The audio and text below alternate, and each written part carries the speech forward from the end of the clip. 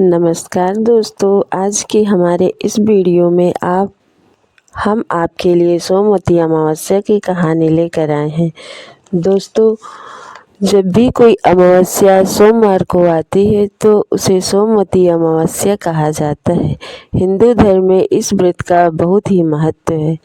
सोमवती अमावस्या व्रत कथा के अनुसार एक साहूकार के 7 बेटे और एक बेटी थी। साहूकार के 7 बेटों का विवाह हो चुका था।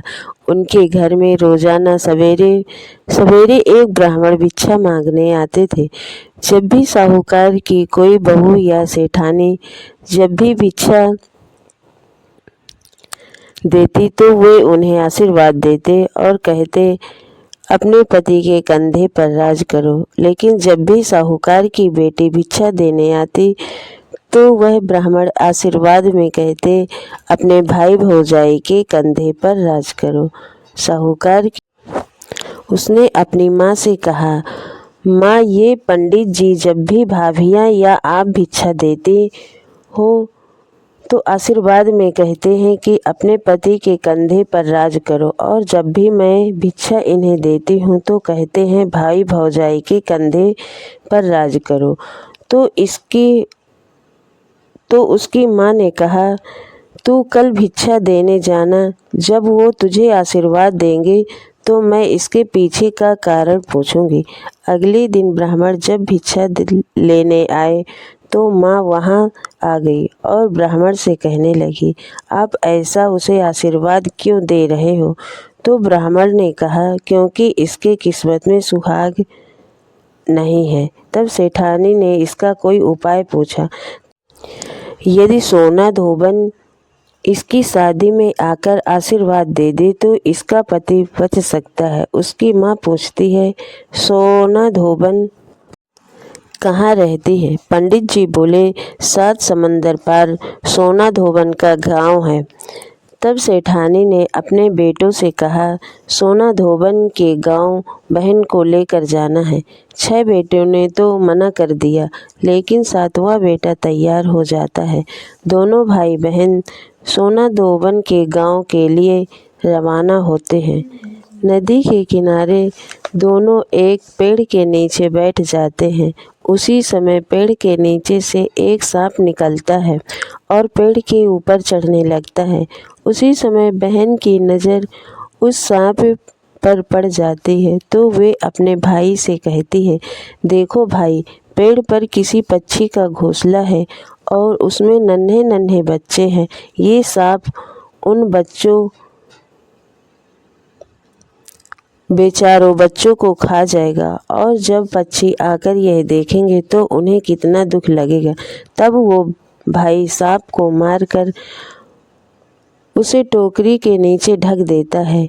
शाम को एक हंस और हंसनी का जोड़ा उस तरफ आता है तो अपने घोंसले के आसपास और पेड़ पर खून के छींटे देखकर डर जाते हैं। उन्हें लगता है कि वे दोनों भाई बहन उनके बच्चों को मार दिया है, और वे दोनों भाई बहन को चोंच मारने लगते हैं। तब बहन टोकरी उठाकर सांप दिखाती है और कहती है, हमने तुम्हारे बच्चों को इस सांप से बचाया है और ये खून इस सांप का है। तब हंस और हंसनी बहुत खुश होते हैं और उन दोनों बच्चों को अपनी पीठ पर बैठाकर समुद्र के गांव में छोड़ आते हैं। सोना धोबन का गांव भी बहुत बड़ा था और उसका बड़ा परिवार था, जिसमें उसके बेटे और बहुएं सब साथ साथ रहते थे। साहूकार के बेटा और बेटी गांव में ही घर लेकर रहने लगे। रोजाना रात को साहूकार की बेटी सोना धोबन के घर जाती और खाना पानी, साफ सफाई, घर के सभी काम को करके सुबह होने से पहले अपने घर को वापस लौट आती थी। एक दिन सोना धोबन ने अपनी बहुओं से पूछा, आजकल सुबह सुबह तुम्हारी लड़ाई झगड़े की आवाज़ नहीं आती, क्या बात है? तो बहुएं बोली, सासू माँ, जब हमें सारा काम किया हुआ मिल जाता है तो हम क्यों झगड़ेंगे? तो सोना धोबन ने पूछा, अच्छा तो कौन करता है सारा काम? तो आप नहीं करती? हमें तो लगा हमारे उठने से पहले आप घर का सारा काम कर देते हैं। तब सोना धोबन ये पता लगाने का निश्चय किया और रात भर जागती रही। जब साहूकार की बेटी आई तब सोना धोबन ने उसका हाथ पकड़ लिया और पूछने लगी, कौन हो तुम? क्यों मेरे घर आकर मेरे घर का सारा काम करती हो?